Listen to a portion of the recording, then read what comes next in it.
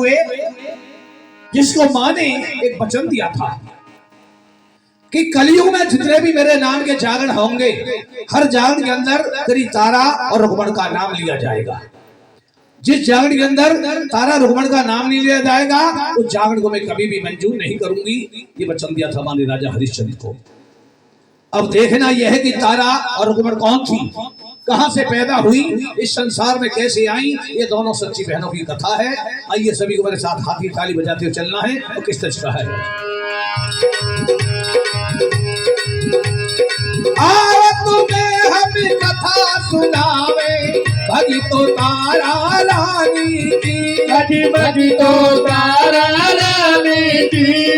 एक बार सब प्रेम से बोलो, जय दुर्गे महारानी।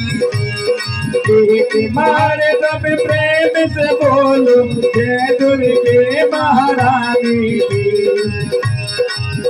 अरे हरिश्चंद्र राजा के आगे माँ ने वचन सुनाया है, माँ ने वचन सुनाया है। जो इस कथा को सुने बिन जाए, उसने फल नहीं पाया है।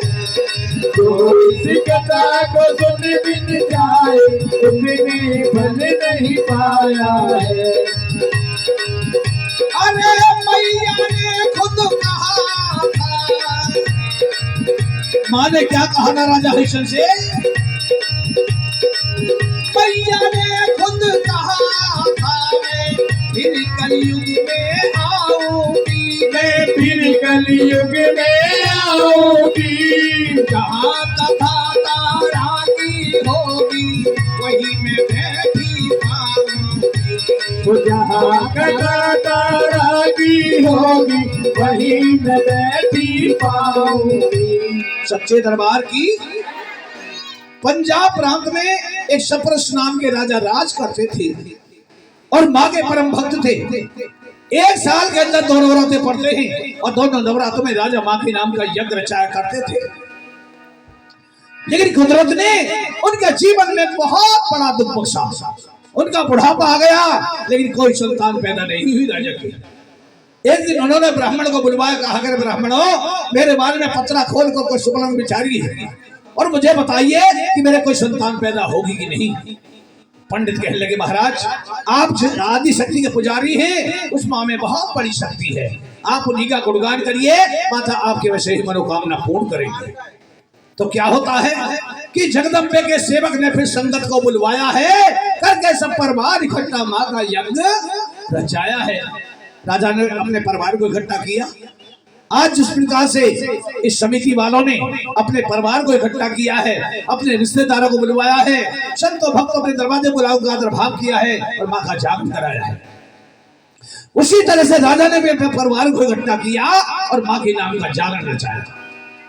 और राजा हाथ जोड़कर माँ के चरणों से लिपट के कि है माँ, मैं बड़ा अभागा हूँ, तूने मुझे संसार में पैदा क्यों किया माँ, अगर करना ही था तो मुझे निर्बल सी क्यों बना दिया।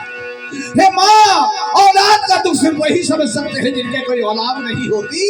राजा रोने लगे माँ के चरण पकड़कर। जिस समय राजा माँ को सच्चे मन से याद करते हैं तो क्या होता है, अजी हो करके प्रसन्न माँ फिर सपने में आती है, तेरे घर तो कन्या होगी, माता शक्ति बताती है। तेरे घर तो कन्या होगी, माता शक्ति बताती है। अरे नाम तेरा चमकेगा राजा, अरे नाम तेरा चमकेगा राजा, ऐसे वचन सुनाती है। ये करके वरदान भक्त को अंतर्ध्यान हो जाती है। ये करके वरदान भक्त को अंतर्ध्यान हो जाती है। अभी तो धर के पूरा ध्यान कथा आ जाएगी सुन ली तो। रे भक्तों दर के पूरा ध्यान कथा आगे की सुन लीजो आगे की सुन लीजो रे कथा आगे की सुन लीजो भैया करके पूरा ध्यान कथा। सच्चे दरबार की माता ने राजा को सपने में दर्शन दिया और कहा रे राजन, तेरे जीवन में 2 कन्या पैदा होंगी जो संसार में तेरा नाम करेंगी। ऐसा वचन देकर के माता अंतर ध्यान हो गई। कुछ दिन बाद माता की कृपा से राजा के एक सुंदर सी कन्या पैदा हो गई जिसका नाम पंडितों ने श्री सुंदरता के अनुसार रख दिया तारा। क्या नाम रख दिया? जोर से बोलो, तारा। फिर 2 साल के बाद महल में दूसरी कन्या आई है। अरे महामाया की लीला देखो, रंग सांवला लाई है। 2 साल के बाद एक और कन्या पैदा हो गई। उसका रंग काला था, देखने में निकरूप कि जो उसी सकल को देखता पीठ फेर देता। राजा ने फिर पंडित को बुलाया इसका भी नामकरण करिए। पंडितों ने जैसे ही पत्र खोल कर सबल ने विचारे, मस्तक पर हाथ मार के कहने लगे, रे महाराज ये तो अनर्थ हो गया।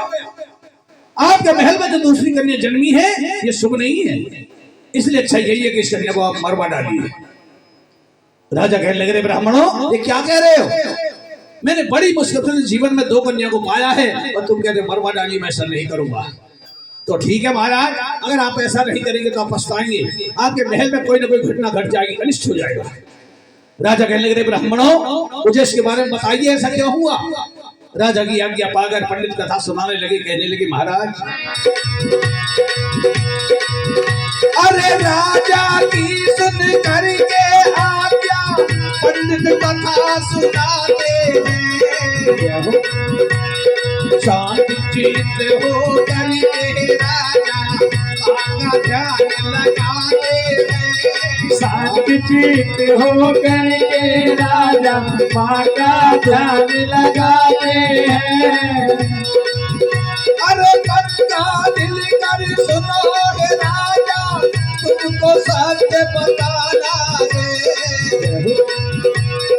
इस कन्या को अपना जीवन नीचे घर में बिताना है। इस कन्या को अपना जीवन नीच के घर में बिताना है। कि भक्तों धीरे धीरे कथा तेरी आगे को बढ़ रही है। भक्तों धीरे धीरे कथा मेरी आगे को बढ़ रही है। आगे को बढ़ रही है रे कथा, आगे को बढ़ रही है भैया धीरे धीरे। सच्चे दरबार की पंडितों ने कहा, महाराज इस कन्या का पालन पोषण किसी नीच घराने में होगा, ऐसा कुछ ग्रह बता रहे हैं, इसीलिए अच्छा यही है कि इस कन्या को आप मरवा डालिए। राजा कहने लगे, ब्राह्मणों मैं अभी भी आपकी बात से संतुष्ट नहीं हूं, मुझे इसके बारे में विस्तार से बताइए, ऐसा क्यों हुआ? राजा की आज्ञा पाकर पंडित कथा सुनाने लगे। कहने लगे, महाराज इन दोनों कन्याओं की कई जन्मों की कहानी है। पूर्व जन्म में ये दोनों कन्याएं राजा इंद्र के अप्सराएं हुआ करती थी, जिनका नाम था रेणुका और मेनका। ये दोनों कन्याएं नृत्य गान करके मनोरंजन किया करती थी। एक दिन वहां पर लोमस ऋषि आ गए। इन दोनों कन्याओं ने अपना पल्ला ऋषि को डाल दिया। ऋषि को बड़ा क्रोध आया, उन्होंने श्राप देने लगी, जाओ तुमने हमारा अपमान किया, तुम मृत्यु लोक हो जाओ। दोनों कन्याएं श्राप से मृत्यु लोक को प्राप्त हुई। अगला जन्म इन्होंने ब्राह्मण के यहाँ लिया, जिनका नाम रखा गया छगन और मगन। ये दोनों कन्याएं बड़ी होकर माता की पुजारी बनी। एकादशी का व्रत रखने लगी। एक दिन का व्रत चल रहा था, बड़ी बहन छगन बहन से कहने लगी, जाओ बहन बाजार चली जाओ, बाजार से कुछ फल ले आओ छोड़ने के लिए, तब तक मैं पूजा के लिए फूल तोड़ लेती हूँ। बड़ी बहन फूल तोड़ने लग गई, छोटी बाजार चली गई। बाजार से लौटते समय उसने देखा कि रास्ते में कुछ गरम गरम पकौड़े बिक रहे हैं। उसकी इच्छा हुई, उसने पकौड़े खरीदे और खा लिए। लेकिन बाद में उसे बड़ी गलती का एहसास हुआ। वो जो पकौड़े थे किसी मांस के तले हुए पकौड़े थे। इस बात को मन में छुपाए मगन छगन के पास आई और कहने लगी, लो बहन फल मैं तो अपना बाजार में खोल आई हूँ। बड़ी बहन कहने लगी, पगली तूने मुझसे पहले क्या घर खोल लिया? हाथ जोड़ के कहने लगी, बहन आज मेरे से बहुत बड़ी गलती हो गई, मैंने भूल से मांस के तले हुए पकौड़े खाए। इतनी जब बात कही जगन मोहरे क्रोध के लाल हो गई और कहने लगी, जा तूने हमारा जीवन में बड़ा पाप कमाया है, तूने वर्षों चला तुझे खंडित कर दिया। मैं तुझे श्राप देती हूँ कि जिस प्रकार से आज तूने हमारे पवित्र कार्य में मांस का भक्षण किया है, अगले जन्म में तू मांस का भक्षण करती रहेगी, कीड़े मकोड़े खाती रहेगी और छिपकली की जौनी में जाएगी। बोल सच्चे दरबार की। इतना साफ उसने फिर अपने सफर धारण कर लिया, लेकिन हाथ जोड़ के पूछने लगी, बहन तूने मुझे श्राप तो दे दिया, लेकिन इतना और बता दे कि श्राप से मैं कैसे मुक्त होंगी। बड़ी बहन कहने लगी, जा जहां कहीं एक जान के बदले सैकड़ों जान जाती हो, वहां तो अपना बलिदान करने तेरी मुक्ति हो जाएगी। इतना सुनकर बच्चों को प्राप्त हुई। अगला जन्म से छिपकली की जोनी में लिया, छिपकली बनकर दीवारों में घूमने लगी, कीड़े मकोड़े खाने लगी। समय गुजरता गया। कुछ समय पश्चात पांडवों ने एक माँ का यज्ञ रचाया, जिसमें खीर का भंडारा किया, खीर का प्रसाद बनाया। सभी राजा महाराजा को ऋषि मुनि ने निमंत्रण दिया, लेकिन भूल से दुर्वासा ऋषि को बुलाना भूल गए। दुर्वासा ऋषि बड़े क्रोधी स्वभाव के थे। तो इस बात का पता लगा कि पांडवों ने यज्ञ रचाया तो जिन्हें बुलाया, अपना अपमान समझा और सम्मान का बदला लेने के लिए इन्होंने उपाय सोचा। एक जहरीला सर्प उठाया, अपनी झोली में डाला और वहीं पहुंच गया जहाँ खीर का भंडारा बन रहा था। मौका देखकर ऋषि ने वो जहरीला सर्प खीर के कड़ाहे में छोड़ दिया और चुपके से निकल गई। यही नजारा बैठी बैठी वो छिपकली दीवार से देख रही थी। उसे बहन का पूर्व जन्म का लगा हुआ श्राप याद आ गया और मन में सोचने लगी, आज इस जहरीली खीर को खाकर सैकड़ों हजार लोग मारे जाएंगे। इसलिए अच्छा यही है कि बहन ने जो कहा था कि जहां का ये जान के बदले सैकड़ों जान जाती है, बलिदान कर तेरी मुक्ति हो जाएगी। आज तेरी मुक्ति का समय है। जैसे ही ऋषिमुनियों ने प्रसाद का भोग लगाकर सभी को बांटना चाहा, उसी समय छिपकली ने दीवार से छलांग लगा दी, खीर के कड़ाहे में जा गिरती है और मर जाती है। वो सच्चे दरबार की। जब ऋषिमुनियों ने देखा कि एक अकेली छिपकली ने हमारा सारा भंडारा खराब कर दिया, उसे नीच बताया कि जा तू बड़ी नीच है, तूने हमारे पवित्र कार्य में शुभ समय पर आकर नीचताई का कर्म दिखाया है। हम तुझे श्राप देते हैं कि अगले जन्म में तू नीच बनकर ही रहेगी। वो सच्चे दरबार की। इतना साफ उसे फिर अपना सबर धारण कर लिया। लेकिन जब जहरीली खीर को किसी गड्ढे में पलटा, जिससे कोई जानवर आदि ना खा ले, तो उसमें देखते कि वही जहरीले सर्प निकलता है। यह देखकर ऋषिमुनियों को उस छिपकली पर बड़ी दया आ गई और माँ भगवती से प्रार्थना करने लगे, हे माँ, हमने इसको जो श्राप दिया वो नहीं लगना चाहिए। इसने तो हमारा सैकड़ों हजार लोगों की जान बचाई है माँ। हे माँ, इसको किसी नीच घराने में जन्म न दे करके किसी राजसी घराने में जन्म देना। लेकिन कहते हैं जो मुख से निकल गया उसे भोगना भी पड़ता है। तो ये कथा पंडित राजा को सुना रहे थे। और किसको सुना रहे थे? राजा को सुना रहे थे। किसको सुना रहे थे? बोलो, जोर से बोलो। मंत्री को, राजा को। और कौन सी पुस्तक से कथा सुनाई थी? भृगु संहिता। भृगु संहिता के माध्यम से पंडित ने कथा बखानी। जय भवानी, जय भवानी, जय भवानी। अरे सो रही है लाल साड़ी वाली और भक्ति में खो रही है।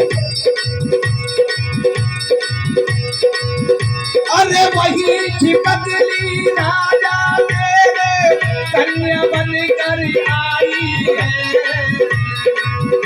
अरे राजन, ये वही छिपकली है जो तेरे कन्या बनकर ऐसे श्राप लगा हुआ है।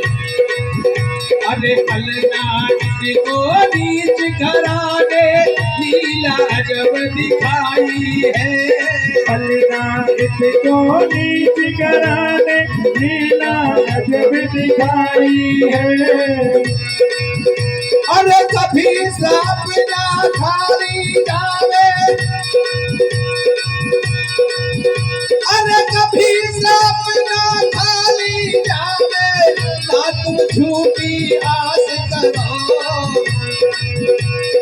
अपना धर्म बचाओ राजा और मन में विश्वास करो। अपना धर्म बचाओ राजा और मन में विश्वास करो।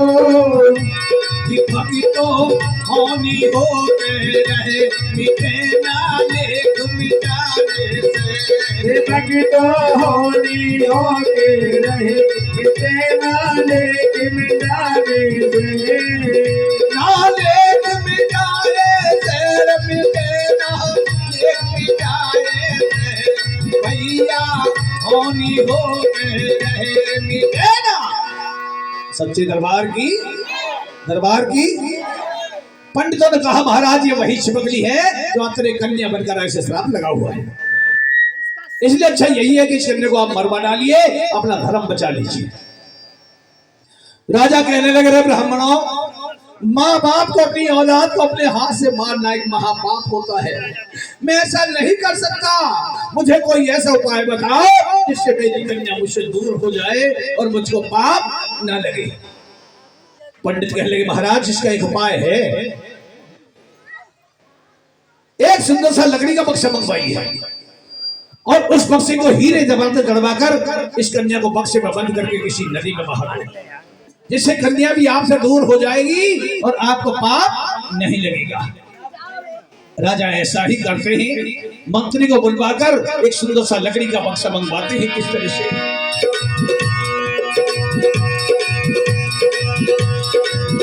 अरे ब्राह्मणी के सुन वचन राम मन में हर्षायो है,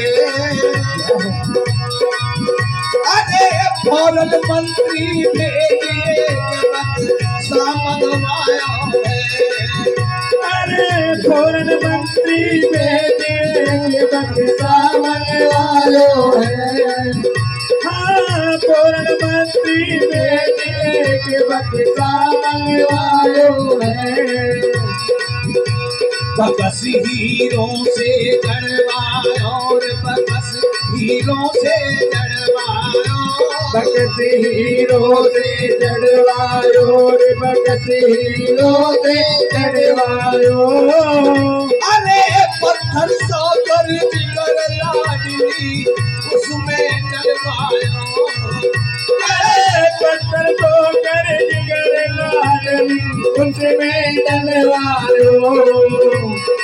राजा ने उस जिगर के टुकड़े को बक्से में बंद कर दिया और आंखों में आंसू भर लाया। राजा मेरी बेटी मेरी लाडली आज तो मुझसे जुदा हो रही है, लेकिन मैं करूं क्या, मैं मजबूर हूँ बेटी।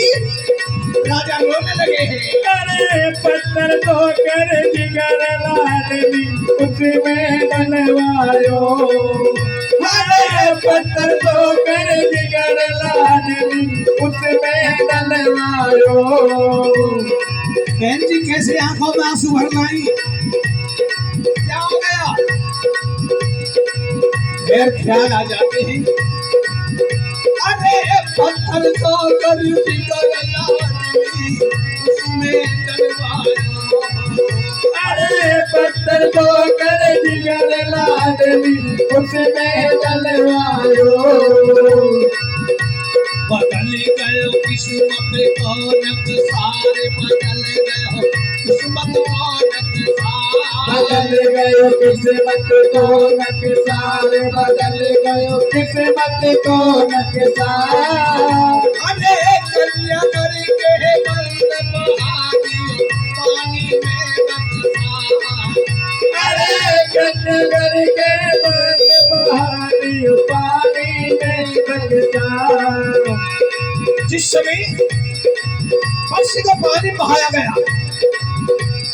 वजन के कारण बक्सा पानी में डूबने लगा, लेकिन कहते हैं कि जिसको जगत जननी बचाने वाली है उसका बाल भी बांका नहीं हो सकता। माता क्या करती है? बकसी पानी में समायो है, बकस पानी में समायो है, बकस पानी में समायो है, बकस पानी में समायो है। अरे सिंहासन गिली बात को हाथ लगायो है, अरे सिंहासन हिलियो तोरे बात को हाथ लगायो है। माँ ने उस बक्से को डूबने से बचा लिया और रात में वो बक्सा पानी में बहता बहता एक शहर के किनारे पहुंच गया। सुबह का वक्त था, एक ब्राह्मण महाराज नदी में स्नान कर रहे थे। उन्होंने देखा कि हीरे जवाहरात जड़ा हुआ बक्सा पानी बह रहा है, लालच आ गया, उसे निकालने के लिए अंदर घुस गए। लेकिन माता की लीला थी, बक्सा और पीछे हट गया। डूबने जैसे बाहर निकल आए और चारों तरफ नजर घुमा करके देखते ही तो मेहतर अपने कंधे पर झाड़ू रखकर नगर को बाहर निकले जा रहा था। उसे आवाज लगाई, भैया इधर सुनो, ये पानी बक्सा बह रहा है, इसको बाहर निकालना है, लेकिन एक शर्त होगी कि बक्से के अंदर जितना भी माल डला हुआ सब मेरा होगा और बक्से के अंदर जितना भी माल निकले वो सब तेरा होगा। क्या करते हैं? शरत एक बीच लगाई है, शरत एक बीच लगाई है, शरत एक बीच लगाई है, बहुत अच्छे। शरत एक बीच लगाई है। अरे ब्राह्मण हीरा पाए मेहतर में कन्या पाई है। अरे ब्राह्मण हीरा पाए मेहतर ने कन्या पाई है। ब्राह्मण हीरा पाए मेहतर ने कन्या पाई है। जिस समय बक्से को खोल करके देखा, बेचारी वही भूखी कन्या अपने पैर के अंगूठे को मुंह में देखकर चूस रही थी। उस मेहतर के कोई संतान नहीं थी। माता का दिया हुआ आशीर्वाद समझकर अपने घर ले गया, पत्नी की गोद में डाल दिया। पत्नी की गोद खुशी के मारे खिलखिला उठी। लेकिन माता की पुजारी कहने लगी, इस बच्ची को किस माँ की गोद से छीन कर लाए हो? जाई बातें देकर गई। कहने लगे, रे भगवान, ये कन्या मुझको नदी से मिली, इसको पालना है। नहीं, जब इस कन्या के प्रति मेरी ममता है तो इसकी माँ की ममता कितनी तरस रही होगी। जाई बातें देकर गई। कहने लगे, रे भगवान, मुझे पता नहीं कन्या किसकी है, ये मुझे नदी से मिली, इसको पालना है। कहने लगी, हे माँ, तूने मुझे बच्ची को दिया है, लेकिन इतना और बता दे कि छोटी कन्या को मैं कैसे पालूंगी। मैं तुझे सच्ची बात तब समझूं जब मेरे आंचल में दूध की धार आ जाए। माता की लीला थी, उसके आंचल से दूध की धार बह निकली। बहुत सच्चे दरबार की सो गई।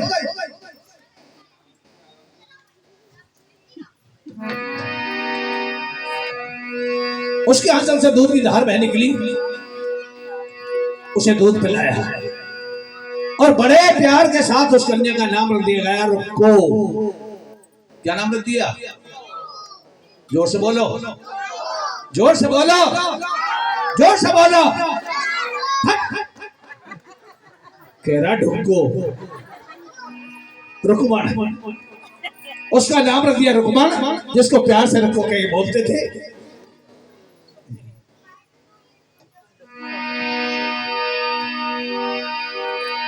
जिसको प्यार से रुको कह के बोलते थे। धीरे धीरे रुक्मण बड़ी हुई और यहाँ तक की शादी के योग्य हो गई। उधर राजा की यहाँ पर तारा भी बड़ी हो रही है और वो भी शादी के योग्य हो गई। इधर तारा पंजाब प्रांत में एक हरिपुर नगर, वहां के राजा हरिश्चंद्र को भी आई जाती है। और इधर माता की लीला से ही रुक्मण भी उसी नगर में एक मेहतर के घर भी आई जाती है। दोनों सगी बहन है, किस्मत ने दोनों को अलग अलग कर दिया। एक रानी बनी तो दूसरी इसकी नौकरानी बनी। कैसे?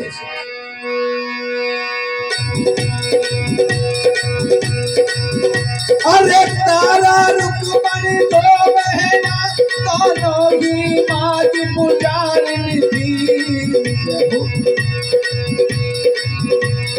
तारा राज दुलारी, लेकिन रुक्मण कर्म की हारी थी। तारा राज दुलारी, लेकिन रुक्मण कर्म की हारी थी। अरे तारा का जब जन्म हुआ,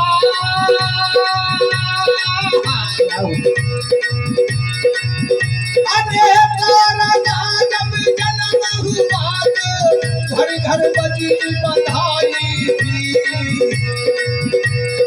रुक्मण का जब जन्म हुआ तो नदियाँ बीच बहाई थी। रुक्मण का जब जन्म हुआ तो नदियाँ बीच बहाई थी। ओरे बंसी मारे श्याम, तेरी तो लीला प्यारी है। ओरे बंसी वाले श्याम, तेरी तो लीला प्यारी है। अरे लीला न्यारी है रे प्रभु तेरी लीला न्यारी है मोरे बंसी बाजे श्याम कन्हैया। सच्चे दरबार की एक रानी बनी हुई है, तब दूसरी उसकी क्या बनी है? नौकरानी। दोनों सगी बहन हैं, लेकिन किस्मत ने दोनों को अलग कर दिया।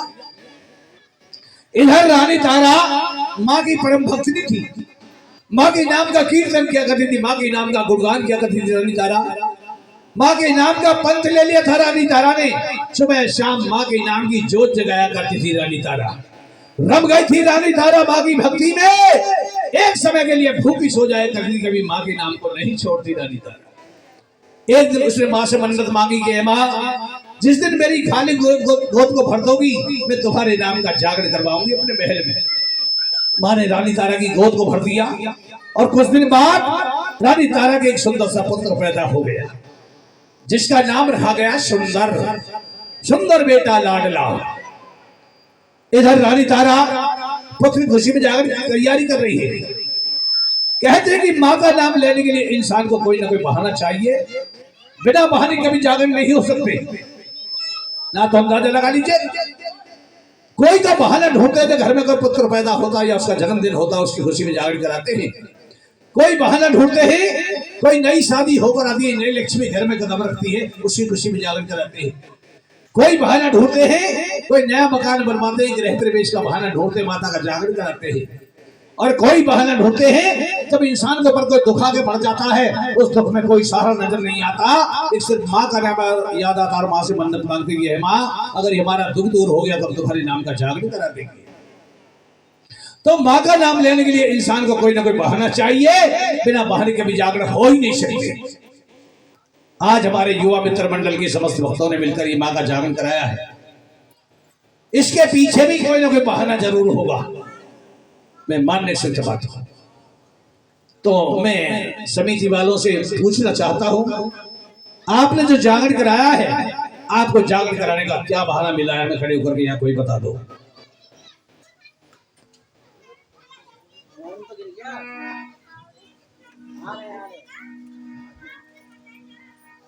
हाँ जी, आपसे मुलाकात होती रही हो कोई बहाना। ताली बजा दो। देखिए, हमारे भैया का कहना है कि हे माँ, तुम्हारा ही दिया सब कुछ है, तुम्हारा ही दिया सब कुछ है, और जब तक तुम्हारी हमारे सर के ऊपर छत्र छाया रहेगी, हम हर साल तुम्हारे नाम का जागरण कराते रहेंगे, बशर्ते कि हमारे भाई भाइयों में प्यार बना रहे, हमारी गली मोहल्ले में शांति बनी रहे, बस यही इनकी कामना है। वरना तो आज के समय में किसके पास इतना समय रखा है? सब नौकरी पेशे वाले लोग हैं, अपना समय निकाल करके गली गली घर घर जा करके चंदा इकट्ठा करना और ये व्यवस्था बनाना, बस इनकी यही कामना है कि माँ हमारे भाई भाइयों में प्यार बना रहे। ताली बजा दो।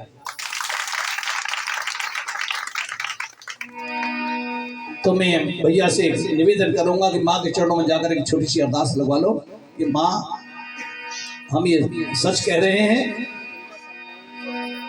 हमारे भाई भाइयों में प्यार बना रहे, तुम्हारा आशीर्वाद बना रहे।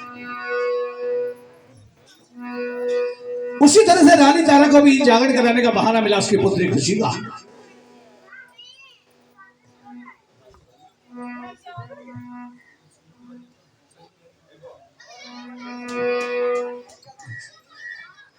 आइए 251 रुपये अरदास युवा एकता मंच की तरफ से माँ भगवती चरणों में अरदास है। भगवती जिस सद्भाव से अरदास कराई है, इनके भाई भाइयों में प्यार ही बना रहना चाहिए। सच्चे दरबार की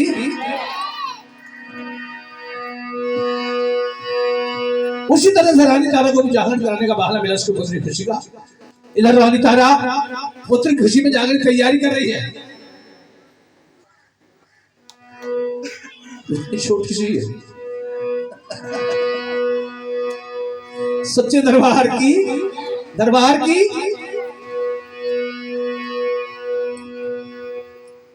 आइए 101 रुपए से मेरे मान सम्मान कर रहे हैं मेरे भैया, ताली बजा दो इनके लिए।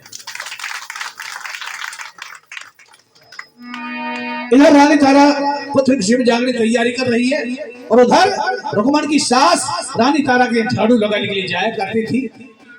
एक दिन उसकी तबीयत खराब हुई, कहने लगी बहू आज मेरी तबीयत खराब है, रानी तारा के झाड़ू लगाने के लिए तुम जाना। सास की आज्ञा को मानकर रुक्मण झाड़ू लगाने के लिए कैसे जा रही, जरा हाथ की ताली बजा चलें मेरे साथ। और भली और किरण पसारी रुको काम करने भाई, रानी तारा के घर पर वो सबसे पहले हो आई। माता की कृपा से देखो तारा ने पहचान लिया, तारा बोली आओ बहना अपने पास बिठा लिया। मैं नीच तुम हो महारानी, कैसे जोग मिला दिया। रुको नहीं तुम रुकमण बहना, पिछला हाल बता दिया। रुको नहीं तुम रुकमण बहना, पिछला हाल बता दिया। जैसे ही झाड़ू लगाने के लिए गई, माता के योग से रानी तारा ने अपनी बिछड़ी बहन को पहचान लिया और कहने लगी आओ बहन मेरे पास बैठो। रुक्मण कहने लगी महारानी, कहा आप रानी महारानी और कहा हम नीचे घर की पत्नी, आपकी बराबरी में कैसे बैठ सकती हूँ? नहीं, तुम तो मेरे पूर्व जन्म की बिछड़ी हुई बहन हो और मेरे पास बैठो। इतना सुनकर रुक्मण अपने मन ही मन हंसानी, दे शक्ति मुझको जगदम्बे अब भवानी। बड़ी खुश हुई, घर वापस लौट आई। दूसरे रोज रानी तारा के पुत्र खुशी में जागरण हो रहा था। भक्तगण मां का गुणगान कर रहे थे, मां की चुन्नी पहना रहे थे, मां का श्रृंगार कर रहे थे। और जैसे ही रुक्मण झाड़ू लगाने के लिए गई, रानी तारा के दरवाजे पर खड़ी खड़ी देख रही है महल में मां की सुंदर सुंदर मूर्ति सजी है। भक्तगण मां का गुणगान कर रहे हैं।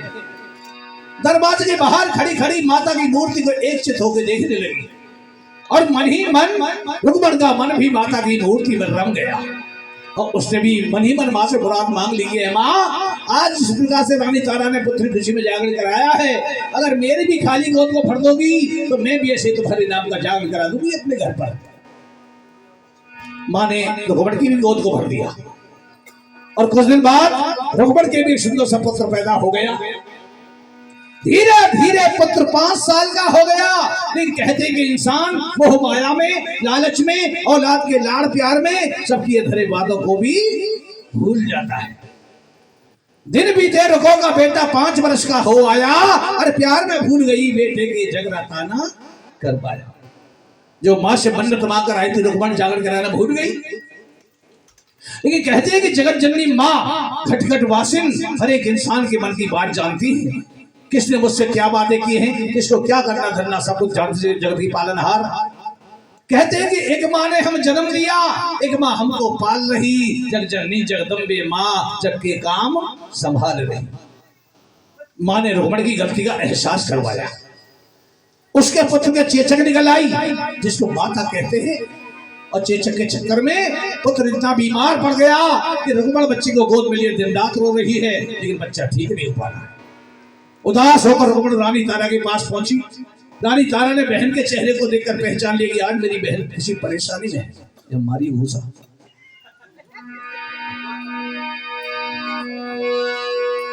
आज मेरी बहन किसी परेशानी में है। उदास चेहरा देखकर रानी तारा रुक्मण से कैसे पूछने लगी है,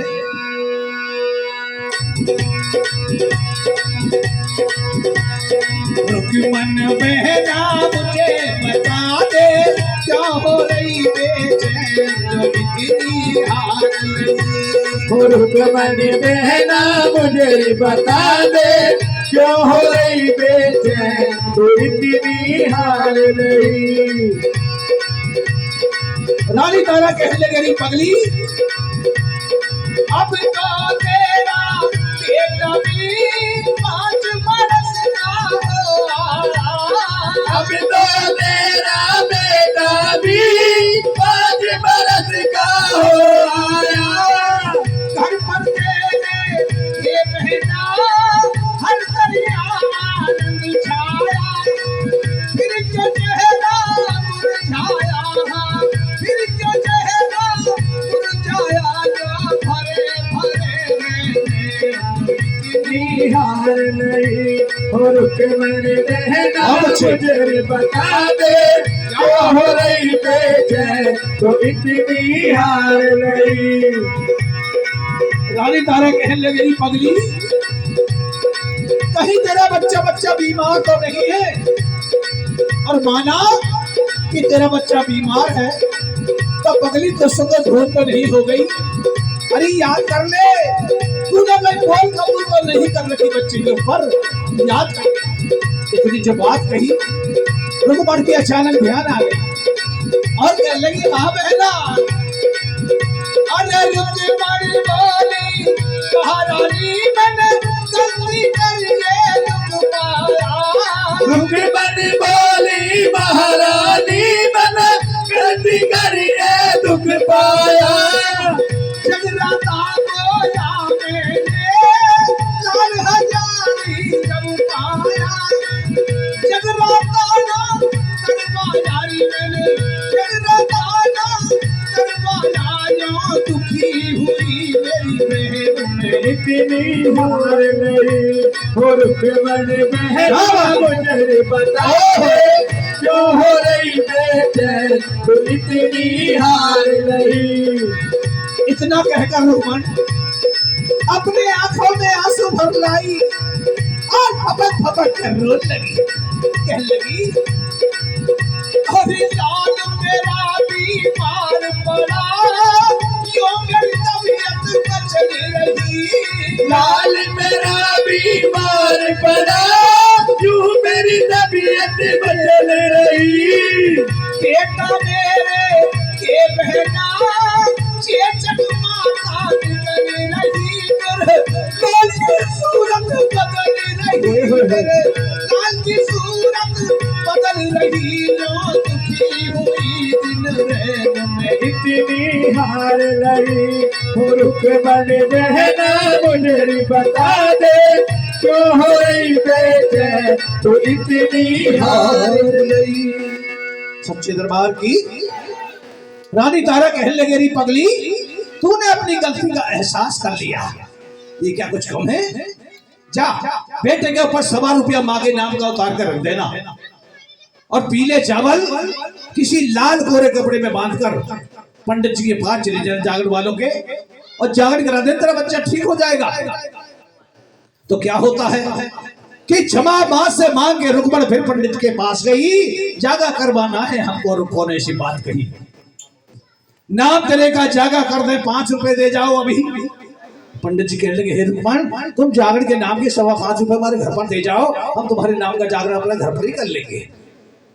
बोली, रुको, ऐसे जागा कोई नहीं करवाता है, चौकी रख के अपने घर पर संगत को बुलवाता है। अरे पंडित जी, मैं तो जागरण कराने का सभी विधान जानती हूँ। मैं तो हरे हरे गोबर से अंगना लिपाऊंगी, सुंदर सुंदर फूलों से माँ का भवन सजाऊंगी, संतों भक्तों के दरवाजे गुलाब का आदर भाव करूंगी और माँ का जागरण कराऊंगी। कहा रुको ने महंत से जाकर मंडल घर पर आएगा। इतनी सुनकर पंडित बोला, कौन तुम्हारे खाएगा? अरे तुम तो नीचे खुल के हो, हम तुम्हारे घर का प्रसाद भी नहीं खा सकते, इसलिए हम तेरे का जागरण लिए नहीं जा सकते। रुकमण बोली, तारा रानी खुदा कर ले जाएंगी, अरे ऊंच नीच का भेदभाव सब आकर तुम्हें बताएंगी। अरे पंडित जी, राजेश तो ठीक है, वरना तारा रानी तुम्हें जबरदस्ती ले जाएंगे, तो चलना पड़ेगा। बोला पंडित, क्या तारा भी घर पर तुम्हारे आएंगी? अरे इसी शर्त पर हम आवे अगर तारा जोत जगाएगी। अगर तारा अपने हाथ से तेरे घर पर जोत प्रचंड करे तो इस शर्त पर तेरे घर जागरण के लिए चलते हैं। इतना सुनकर रुकमण पीले चावल लेकर रानी तारा के पास पहुंची और रानी तारा के पास पीले चावल लेकर उसी तरह से पहुंची जिस तरह से ये पीले चावल है। भैया डल ले आना।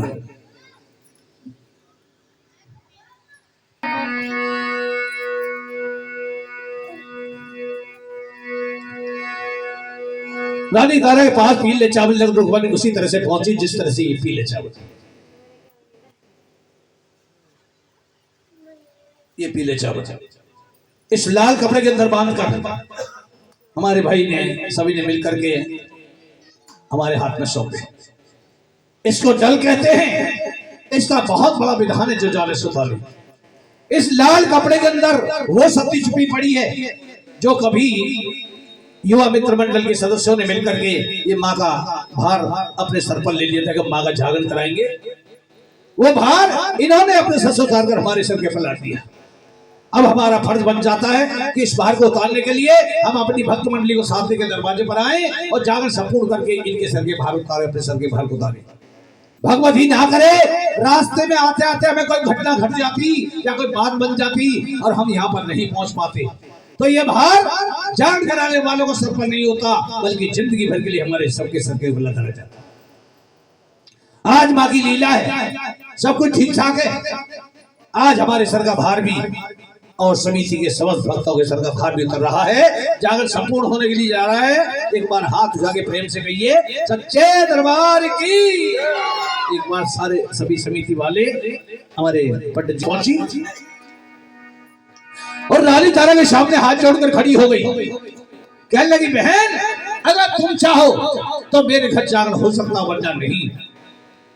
रानी तारा ने पीले चावल लेकर बड़े संसार साबर मस्तक से लगा लिए और कहने लगी कि तूने जागे का रुकमण इरादा किया, तूने जागे का रुकमण इरादा किया, तेरा जागा कराऊं मैंने वादा किया। चलो ताली बजा दो। अरे पगली मैं वादा कर रही हूं, मैं जागरण कराने के लिए तेरे घर पर जरूर आऊंगी। किस तरह से कहने लगी है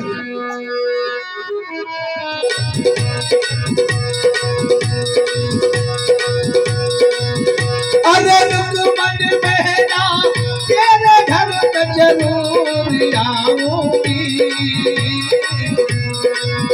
अरे ऊंच नीच का भेद न मानो गले लगाऊंगी।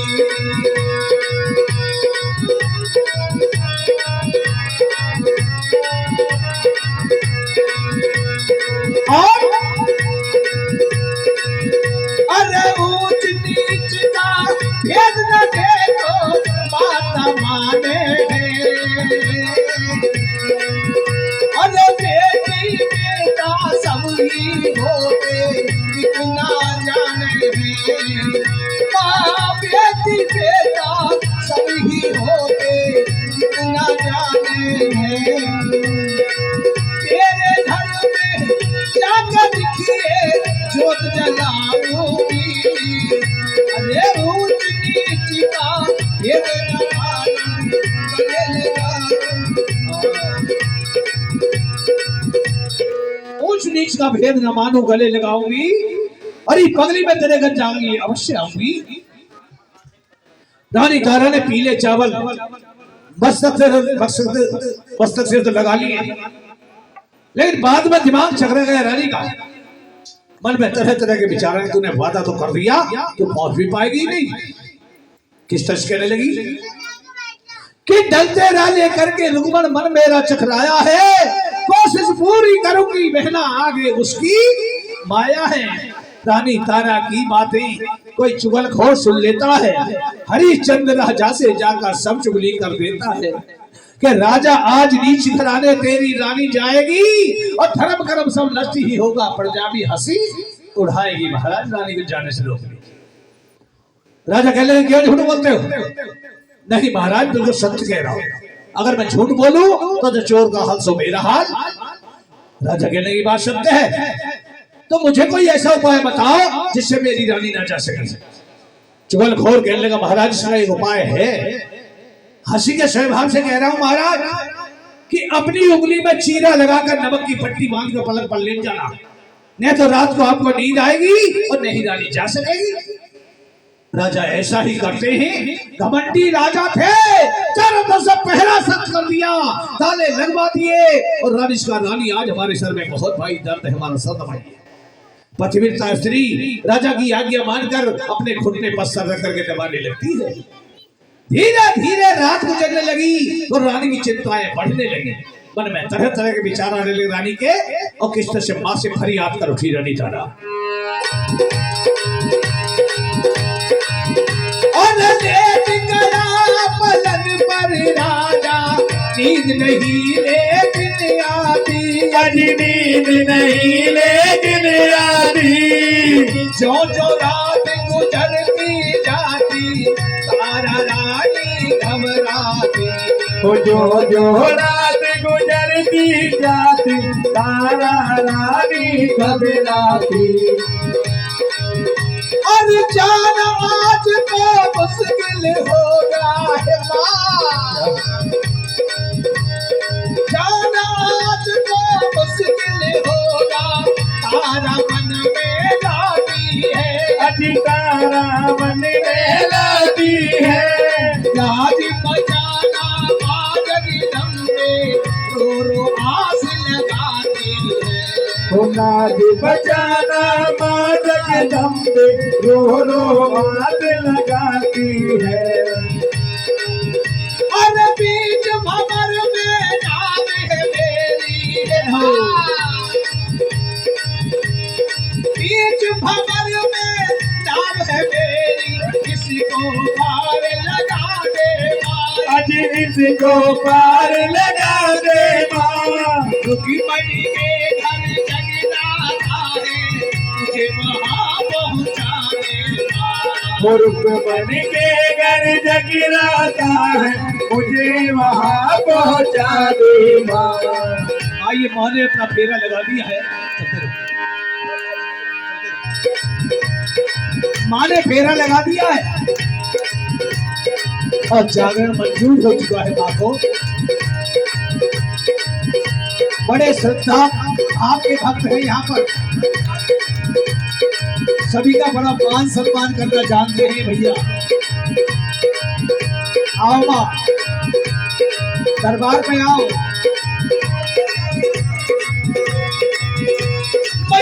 मेरी शेरा वाली, ओए होए मेरी दिल्ली वाली, आजा जगराते। मेरी फेरा वाली ओ मेरी फेरा वाली, आजा जगरा दे भैया मेरी शेरा वाली, जय हो। अरे मेरी दिल्ली वाली, आजा जगराते। मेरी फेरा वाली, आजा जगरा दे। हरी मेरी काले कमैया, हरी मेरी काले कमैया, आजा जगराते। मेरी सेना वाली, आजा जगरा दे। भैयारी तेरी बेटी है नादा, भैयारी तेरी बेटी है दादा, भैयारी तेरी बेटी है नादा, भैयारी तेरी बेटी है दादा, भैयारी इसे बीजो दया दादा, भैयारी से भी जो दया काका। भैयारी ये तो पगली हो गई, जय हो। हरी ये तो पगली हो गई, ओए होए मेरे जगराते। मेरी सेना वाली, आजा जगरा दे। हरी मेरी काली कमैया, हरी मेरी दिल्ली वाली, आजा जगराते। अरे मेरी सेना वाली, आजा जगरा दे।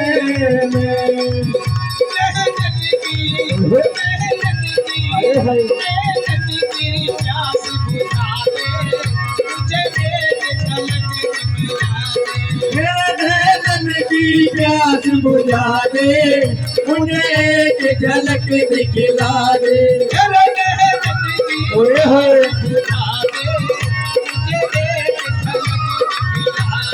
मेरे धन की प्यास बुझा दे, मुझे एक झलक दिखला दे। मैं तेरे दर में आऊंगी, आऊंगी तेरी लाल चुनरिया लाऊंगी, तेरी लाल चुनरिया लाऊंगी। आने की राह बता दे, मुझे एक झलक दिखला दे। मेरे धन की प्यास बुझा दे, मुझे एक झलक दिखला दे। बोले सच्चे दरबार की, दरबार की। तो ये माँ ने फेरा लगा दिया और वो जागरण होता नहीं जिसमें माँ आती ना हो। आइए माँ की भक्ति में बह गई और माँ का रूप ले आई।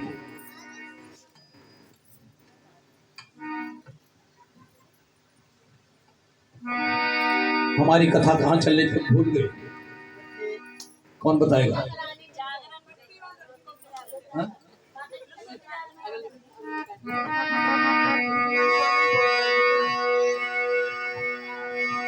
देखिए मुझे पता सब कुछ होता, मैंने कथा को कहाँ छोड़ा है, लेकिन मैं इसलिए पूछना चाहता हूँ आप ध्यान से सुनने के नहीं सुने।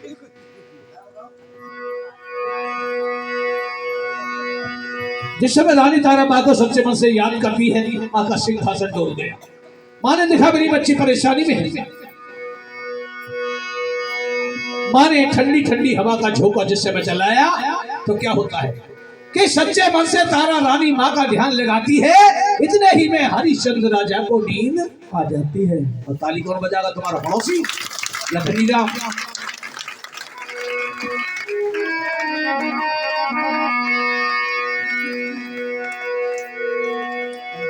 राजा रानी ने देखा कि मेरे राजा सो गए हैं, मौका मिल गया रानी तारा को। 1.25 लाख का गहना पहन लिया रानी तारा ने और दरवाजे की तरफ वो भागती है। लेकिन जाए तो कैसे जाए, चारों तरफ से पहरा सख्त है, ताले लगे हुए ही। वापिस लौटी और महल पर चढ़ गई। देखा कि एक छोटी सी खिड़की खुली हुई है, अपनी साड़ी से साड़ी बांधी और खिड़की के रात से महल के पीछे उतर जाती है मांगी दीवानी। और रानी तारा धीरे धीरे कदम बढ़ा रही है, कहीं मेरे राजा मेरे पहरों की आहट को ना सुन ले। अगर राजा ने पहरों की आहट को सुन लिया तो समझिए मुझे जिंदा नहीं छोड़ेगी। इस तरह से जा रही है रानी तारा।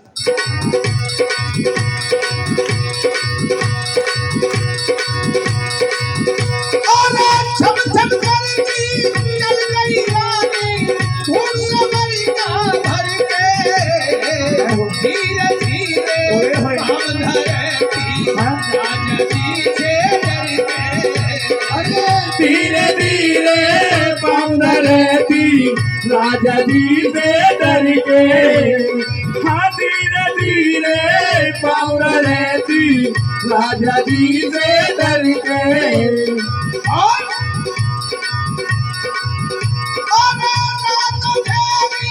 छुपी हुई थी घर से बाहर निकल गई, ठंडी ठंडी हवा चले तल में बिजली कड़की।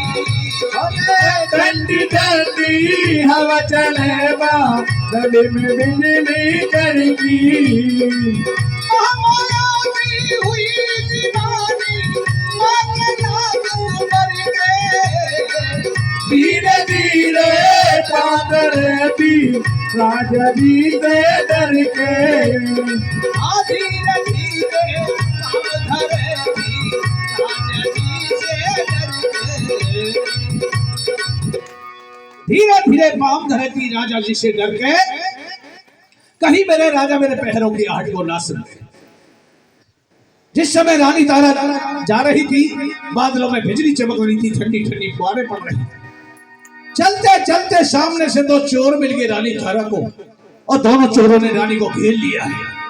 और जैसे चोर रानी को लूटने के लिए दौड़े, रानी तारा एकदम से कांप गई और माँ को याद करती है, माँ मेरी लाज को बचा ले, माँ मेरी लाज को बचा ले।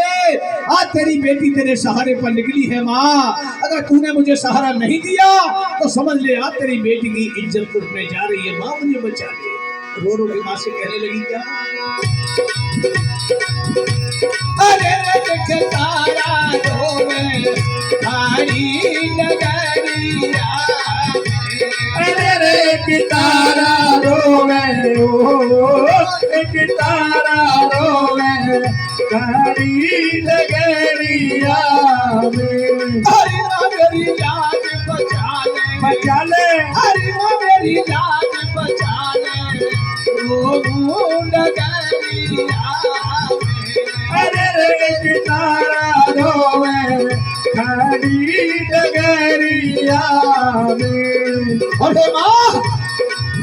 अरे तन मन धन से अर्पण कर दिया जीवन तेरे हवाले माँ। तन मन धन से अर्पण कर दिया जीवन तेरे हवाले माँ। दुष्टों ने घेरी आकर मेरी लाज बचा ले, तेरी बेजोगन बन गई। ओए होए। अरे तेरी जोगन बन गई। हाँ। काली उमरिया में। अरे पितारा रोवे खड़ी डगरिया में। अरे वाह! आज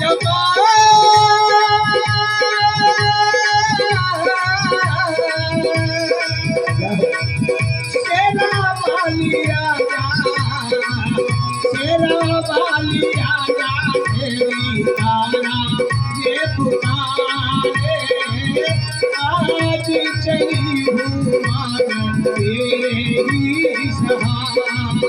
अरे तेरा वाली आजा तेरी तारा ये पुकारे, आज चली हूँ माम तेरे ही सहारे। इस तरह से रो रो करके माँ से फरियाद कर रही थी, माँ मुझे बचा लिया। जिस समय रानी तारा माँ को सच्चे मन से याद करती है, माँ का सिंहासन फिर डोल गया। माँ ने देखा मेरी बच्ची फिर परेशानी है। माँ ने काली का रूप बना लिया और अपनी नंगी तलवार से माँ ने एक चोर को मार गिराया। वो सच्चे दरबार की दूसरा चोर रानी के कंगन और रुमाल को लेके भाग गया। माता कहने लगी, बेटी तो चिंता मत कर, मैं तुझे कदम कदम पर सहारा देती रहूंगी। जा अपने हाथ से रुकमण के घर जाकर जागरण करना, जोत प्रचंड करना, मैं तुझे सहारा देती रहूंगी। इतना वचन देकर के माता अंतर ध्यान हो गई। बोलिए सच्चे दरबार की। देखिए मैं आपसे एक बात पूछना चाहता हूं, ये जो कथा मैं आपको सुना रहा हूं आपकी समझ में आ रही है नहीं आ रही? हाँ जी आ रही है, नहीं आ रही? जिसको कथा अच्छी लग रही है हाथ तो ढालो। क्या बात है, दो ताली भी बजा लो। इसका मतलब मेरी मेहनत सफल हो गई है। और यहाँ के लोग मेरे बड़े प्रेमी बन चुके हैं। 4 बार मैं यहाँ कम से कम आ गया हूँ कथा करने के लिए।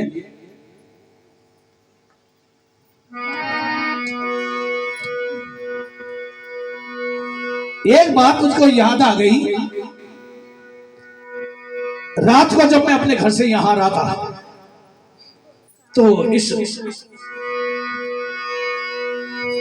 सोनिया बिहार में आकर के मैं थोड़ा रास्ता भटक गया, पीछे चला गया। पीछे गली में सबसे पहले तो वहां मेरी कुत्तों ने राजी खुशी पूछी। मैंने कहा ठीक ठाक हूं। थोड़ा सा आगे आ गया तो बहन जी खड़ी मिली।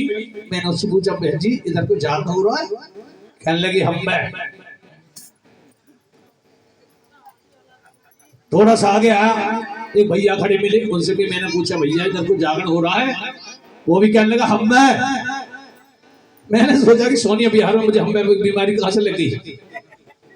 थोड़ा सा आगे आ गया, एक बहन जी और खड़ी मिली।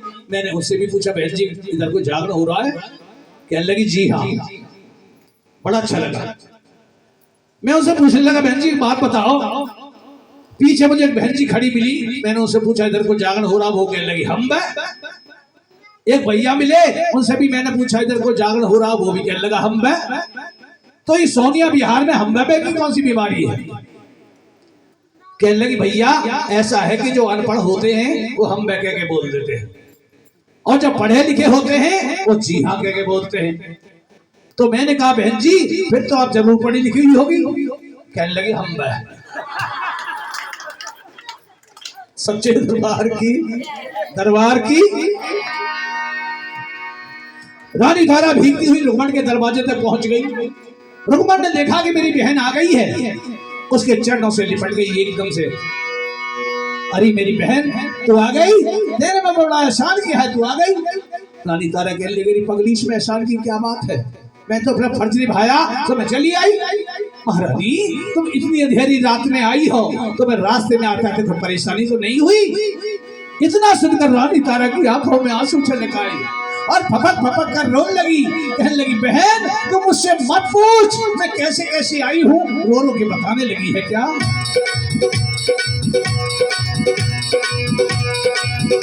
अरे प्यारी बिछुड़ी रुकमन बहना, तेरी है ना जाई तू, राजा जी से छुप के आई, क्यों इतनी घबराई तू? राजा जी से छुप के आई, क्यों इतनी घबराई तू? राजा जी से छुप के आई, क्यों इतनी घबराई तू? अरे माता का मैंने लिया सहारा, तुझसे नाता जोड़ा है, अपने प्यारे राजा जी को महल में सोता छोड़ा है।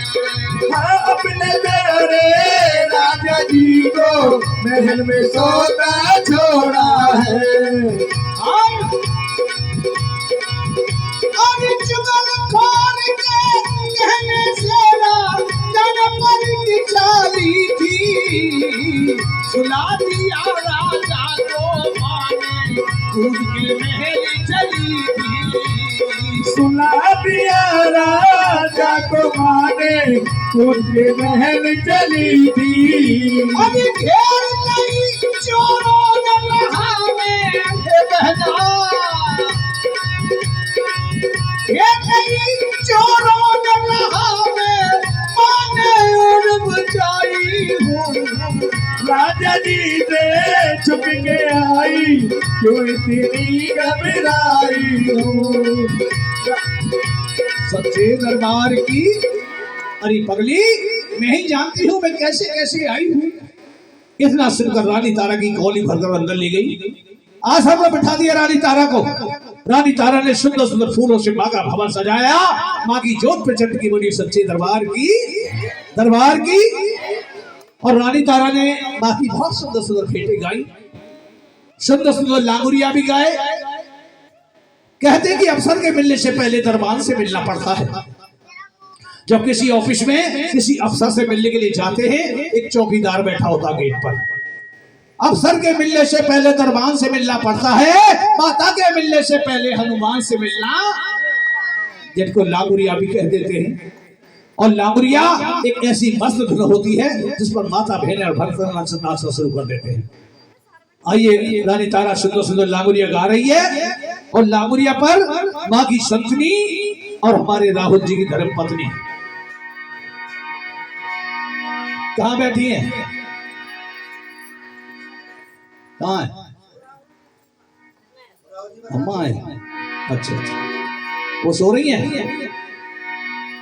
धक्का दे दिया होगा भैया को, जाओ तुम्हें।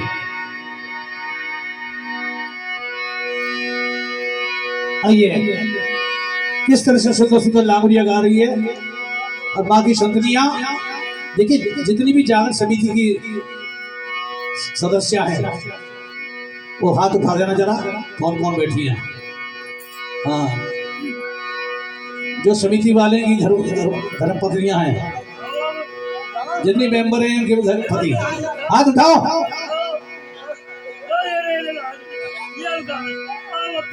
हाथ उठा लो जल्दी। और कलश में 1 रुपया डालकर रुक्मणी के पितरों के नाम से कलश दान भी करवाया। देखिए, कलश दान एक बहुत बड़ा दान माना जाता है जो अपने पितरों के लिए लगता है, जो अपने पूर्वज संसार से चल बसे हैं, उनका सत्ता भाव होता है। और आइए, हमारे भैया विनोद शर्मा जी अपनी तरफ से और सभी समिति की तरफ से एक कलशदान करने के लिए जा रहे हैं। और ये कलशदान सभी माता बहन भक्त भी कर सकते हैं अपने अपने पितरों के नाम से। आपके बीच में लोटा आएगा, कलश आएगा, और जिसको भी अपने पूर्वज श्रद्धा है इस कलश के अंदर कुछ ना कुछ डालेंगे, और जो नहीं डालना चाहे कलश को सिर्फ हाथ लगा देना। और कुंवारी कन्याएं इस कलश को हाथ न लगाएं, जरा ध्यान दें। पहले जो जागरण हुआ करते थे बंद कमरे के अंदर तबले और छेने से होते थे। काली के जागरण होते थे बकरे की बलि का प्रसाद बनाते भोग के लिए। रुकमन ने जो जागरण कराया था वो काली का जागरण कराया और बकरे की बलि का प्रसाद बनाया। इधर रानी तारा जागरण करा रही है, इधर रानी तारा जागरण करा रही है और उधर अचानक राजा की निंद्रा खुल गई। राजा ने देखा कि महल में रानी नहीं है। बड़ा क्रोध आया राजा को, नंगी तलवार ढाली और तलवार को लेकर जिधर से जागरण की आवाज आ रही थी, आवाज का पीछा करते करते रुकमन के दरवाजे तक पहुंच गए। दरवाजे के बाहर खड़े खड़े सब कुछ नजारा देखने लगे। अंदर जा नहीं सकते थे क्योंकि ऊंच और नीच का भेदभाव उनके मन में था, घमंड का अहंकार था। और जैसे ही जागरण समाप्त हुआ और वो बकरे की बलि का प्रसाद बांटा गया, रानी तारा ने भी बड़े श्रद्धा पूर्वक वो बकरे की बलि का प्रसाद अपनी गोद में ले लिया। कहते हैं कि इंसान भले ही प्रसाद को ना खाए लेकिन उसे ठुकराना नहीं चाहिए। बस यही सोचकर रानी तारा ने वो प्रसाद अपनी गोद में ले लिया। राजा बाहर खड़े खड़े बड़े क्रोधित हो रहे थे कि आज रानी ने मेरा रहा सहा धर्म कर्म बिल्कुल नष्ट भ्रष्ट कर दिया। और जैसी रानी उस प्रसाद को लेकर दरवाजे की तरफ आती है, राजा ने दूसरी साड़ी को पकड़ कर खींच लिया, नंगी तलवार उसकी गर्दन पर रख दी। रानी बोल, तू मेरी आज्ञा में बहन से बात कैसे आई? आज तुझे जिंदा नहीं छोड़ूंगा। अब रानी समझ गई मेरे राजा मुझे जिंदा नहीं छोड़ेंगे। आंखें बंद कर ली रानी तारा ने और हाथ जोड़कर राजा के चरणों में गिर पड़ी और कहने लगी, महाराज मुझे क्षमा कर दो, इसमें मेरा कोई दोष नहीं है। मैं माँ की भक्ति हूँ महाराज, मैं नहीं जानती कैसे आई, मैया खुद ले आई है। इतना सुनकर के राजा ने फिर तलवार उठाई है, उसकी गर्दन पर तलवार उठी, तुझे जिंदा नहीं छोड़ूंगा। रानी कहने लगी, महाराज ये भी तो सोचिए कि मैं तुम्हारी रानी भी तो हूँ, आज तक तुमने प्यार ही तो दिया है, इतनी बड़ी सजा मत दो महाराज, इतनी बड़ी सजा मत दो। रो रो की कहने लगी, क्या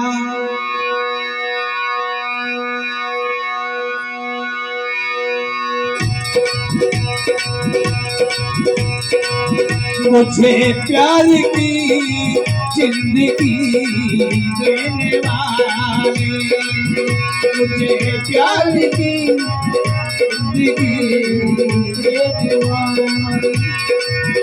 कभी कभी न देगा राजा खुशी देने वाले, मुझे प्यार की जिंदगी देने वाले। महाराज इतनी बड़ी सजा मत दो। राजा कह लगे, रानी दिखा तेरी झोली में क्या है। अब रानी समझ गए मेरे प्रसाद को देखकर राजा जिंदा नहीं छोड़े। फिर आंखें बंद कर ली रानी तारा ने और हाथ जोड़कर माँ के चरणों से ध्यान लगा बैठी। माँ तूने ही तो कहा था कि मैं तुझे कदम कदम पर सहारा देती रहूंगी, आज दुखिया तुझे फिर पुकार रही विनती सुन ले। रो रो के माँ से कहने लगी, हे मात मेरी नैया तो पार लगा लेना, अब तक तो निभाया है आगे भी निभा लेना। हे बात मेरी नैया तो पार लगा देना, अब तक तो निभाया है आगे भी निभा लेना। अरे माँ जंगल में मंझाने जब ढेर लगाई थी, जंगल में मंझाने जब ढेर लगाई थी।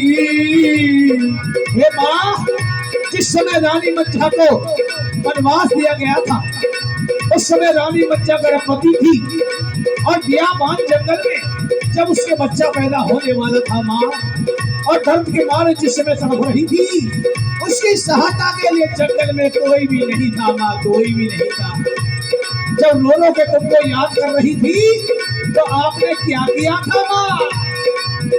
जंगल में मंझाने जब ढेर लगाई थी, तब विपत हरी उसकी ताई बन आई थी।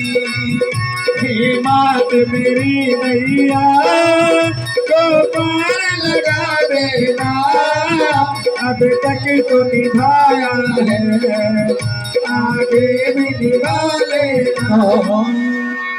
इस तरह से रो के माँ से फरियाद कर रही थी, माँ मुझे बचा ले। जिस समय रानी तारा माँ को सच्चे मन से याद करती है, माँ का सिंहासन फिर डोल गया। माँ ने देखा मेरी बच्ची फिर परेशानी में है, और राजा ने जैसे ही साड़ी को पकड़ के झटका मारा, माँ ने अपना चमत्कार दिखा दिया।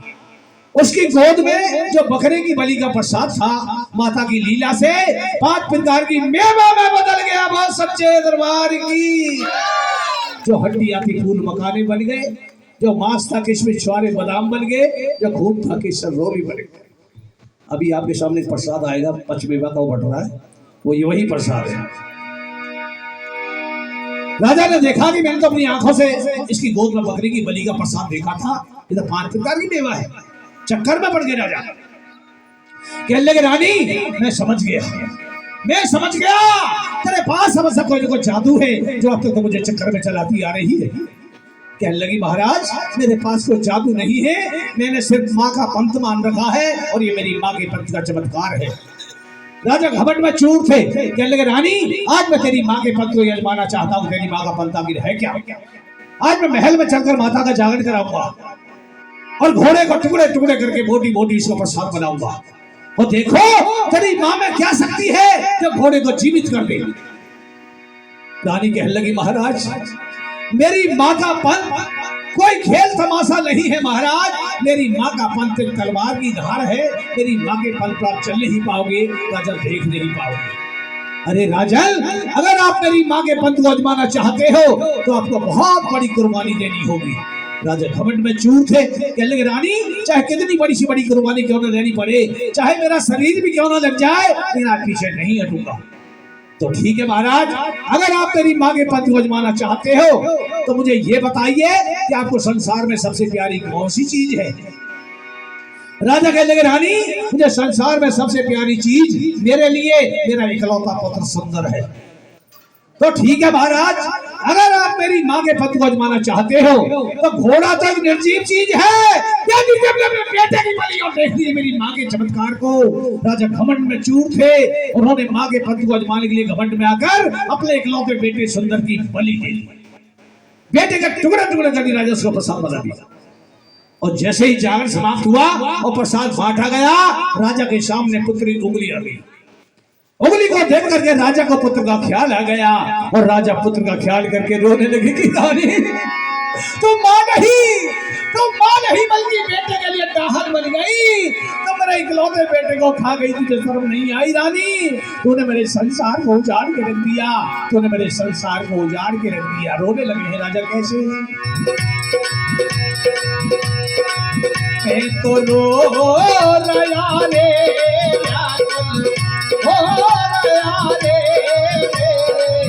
लाल को बचा लो कोई मेहर करियो। मैं तो रो रहा रे व्याकुल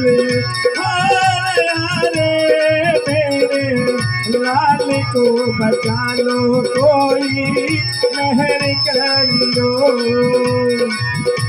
और रानी जिगर का टुकड़ा जो दूर निकल जा कैसे मन को काटूंगा।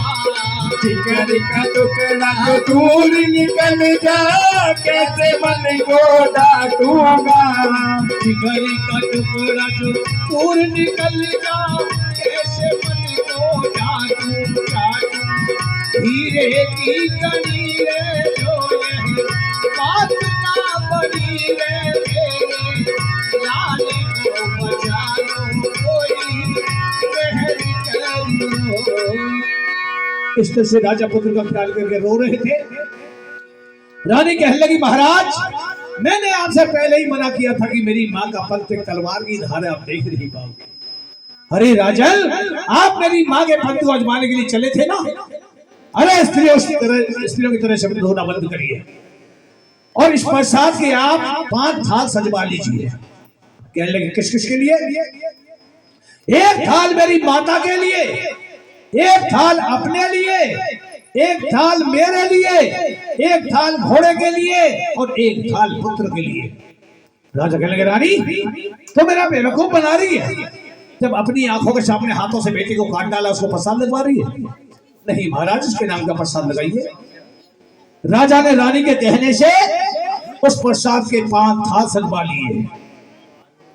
तो भक्तों, ये रानी तारा नहीं बोल रही थी, बल्कि रानी तारा के शरीर में माँ की रूह बोल रही है। वरना संसार में कौन सी ऐसी माँ होगी जो अपनी आंखों के सामने औलाद को कटवा देगी? होगी क्या ऐसी माँ? नहीं मिलेगी। रानी ने कहा महाराज पुत्र को आवाज लगाइए। राजा ने पहली आवाज लगाई, बेटा नहीं आया। दूसरी आवाज लगाई, बेटा नहीं आया। और तीसरी आवाज लगाई तो बेटा महलों से खेलता छलता चला रहा है। बहुत सच्चे दरबार की माँ ने फिर चमत्कार दिखा दिया। राजा ने पुत्र को गोद में भर लिया। मेरे लाल, तुम कहाँ चले गए थे बेटा? तुम कहाँ चले गए थे? पुत्र कहने लगा पिताजी आपने बहुत बड़ी गलती कर दी। जिस समय आपने पहली आवाज लगाई माता ने अपना शेर सजा लिया। दूसरी आवाज लगाई मुझे गोद में बिठाकर शेर पर सवार हो गई।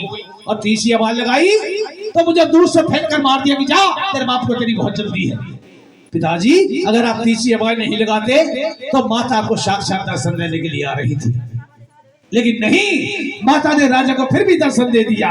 और सच्चे दरबार की राजा हाथ जोड़कर माँ के चरणों में गिर पड़े। माँ मुझे क्षमा कर दो, माँ मुझे क्षमा कर दो, मैं बड़ा पापी हूँ।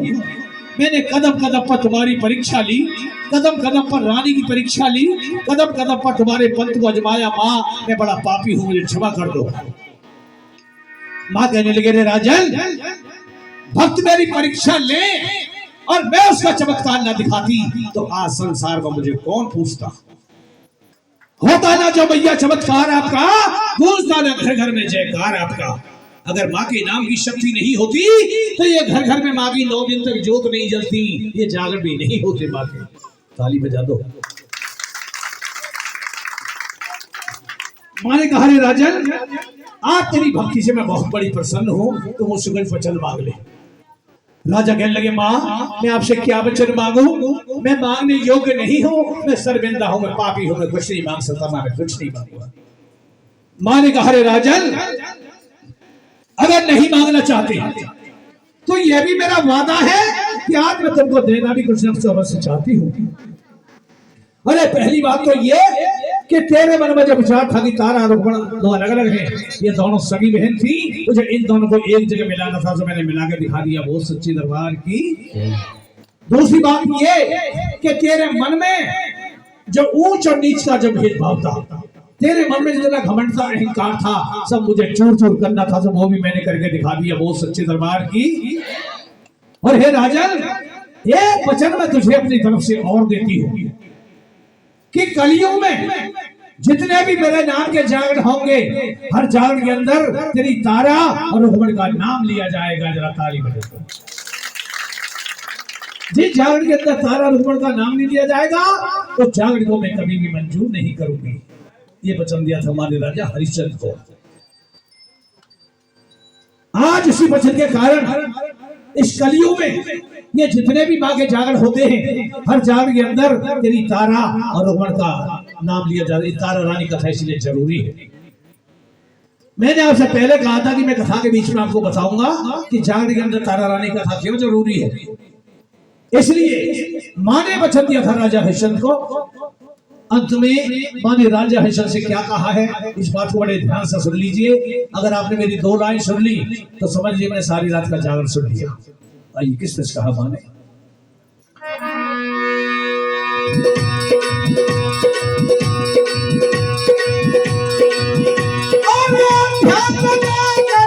सुनो है राजा, कलयुग में आओगी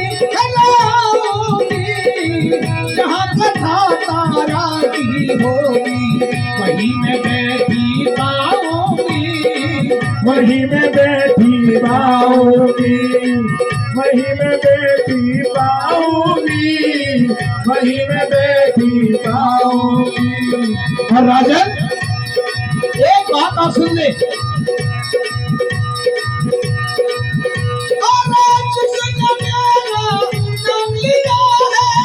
उसकी ऊंची शान हुई, शान हुई।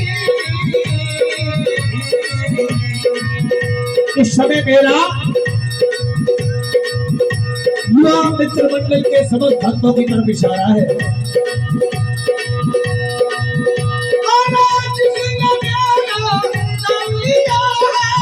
उसकी ऊंची शान हुई, शान हुई, इतना कहकर सेना आई, अभी तो अंतर ध्यान हुई, भग तो अंतर ध्यान हुई, भग तो अंतर ध्यान हुई, भग तो अंतर ध्यान हुई।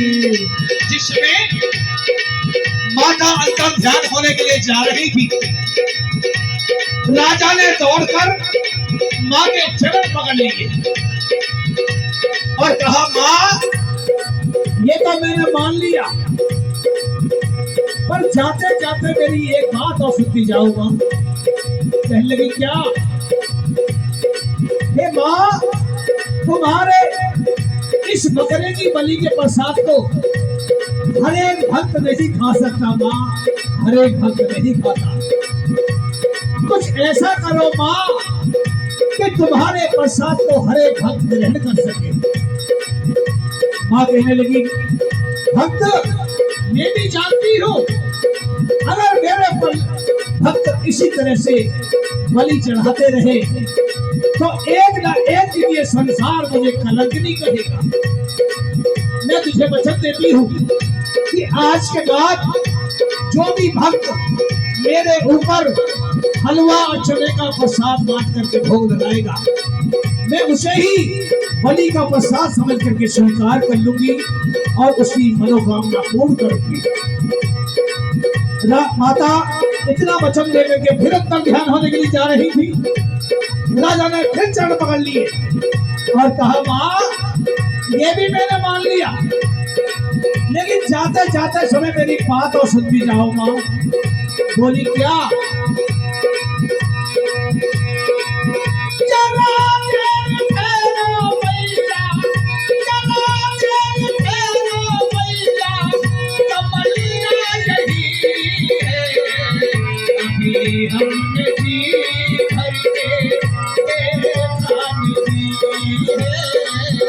अभी हमने जी भर के देखा नहीं है, अभी हमने जी भर के देखा नहीं है। ओए होए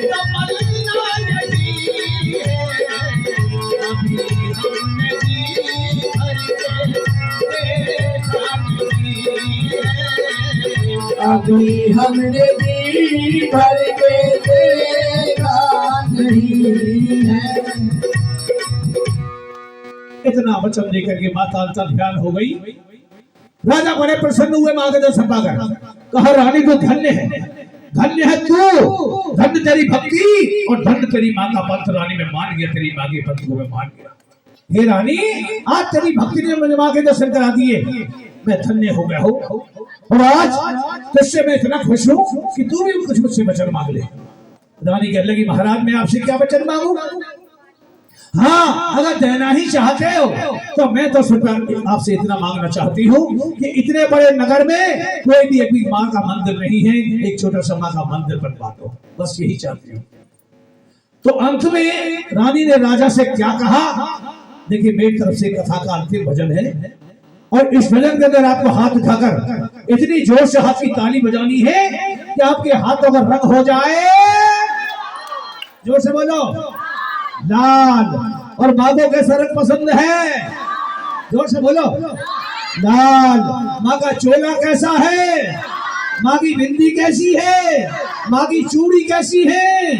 और बहन जी की साड़ी कैसी है? और हम तुम क्या है माँ के? लाला, तुम तो लाली हो। लाल पीछे बैठे करवा चौथ को समर्थ करे। लाल, जब सब कुछ ही लाल ही लाल है तो ये रम जाइए माँ की भक्ति में। और कोई माता बहन भक्त ऐसा न रहे तो अपने हाथ ऊपर को न उठावे। अंतिम भजन है मेरा, उठाइए हाथ ऊपर को। जिसके हाथ नीचे को रहेंगे अगले जन्म में कछुआ बनेगा। और भैया जिसकी बगल पे से कमीज फट रही हो हाथ ना उठावे, हमें बड़ी शर्म लगे। आइए ताली बजाते चलना कैसे? रेडी 1 2 3 4 एक मंदिर दो बनवाए यहाँ शेरा वाली मैया का। एक मंदिर दो बनवाए यहाँ शेरा वाली मैया का। यहाँ एक पुजारी बिठला दो, यहाँ एक पुजारी बिठला दो। संजय भैया को बुलवा दो, संजय भैया को बुलवा दो। मैया का जागरण करवा दो, मैया का जागरण करवा दो। जगी होवे जय जयकार जयकार यहाँ शेरा वाली मैया का। एक मंदिर दो बनवाए यहाँ शेरा वाली मैया का। भाई राजा ने रानी के कहने से एक बहुत बड़ा विशाल मंदिर बनवा दिया। दिन रात माती नाम की जय जयकार होने लगी। नवरात्रि दिनों में मेला लगने लगा। मेला लग रहा है, माँ की सब्जी और हमारे राहुल जी की धर्मपत्नी अपनी अड़ोसन पड़ोसों के पास जा रही है। अरे ओ चमेली, अरे चल रही है मेला में को। ओ कलावती, जब फूलवती की शब्द ले ले और देखे रामकली तो बिल्कुल टनाटन खड़ी है। कैसे जा रही है? चकोरी तेरी संगी सहेली, चकोरी तेरी संगी सहेली मैया के चलेरी मेरी संगी सहेली मैया के। देखिए मेरी तरफ से ये अंतिम भजन चल रहा है। अगर किसी माता बहन के पैर में थोड़ी सी भी खुजलाहट सी हो रही हो तो वो खड़ी होकर हाथ लगा ले। फिर मत कहना कि मुझसे तो किसी ने कही नहीं। और हमारा जितने भी ये समिति के सदस्य हैं, जितने भी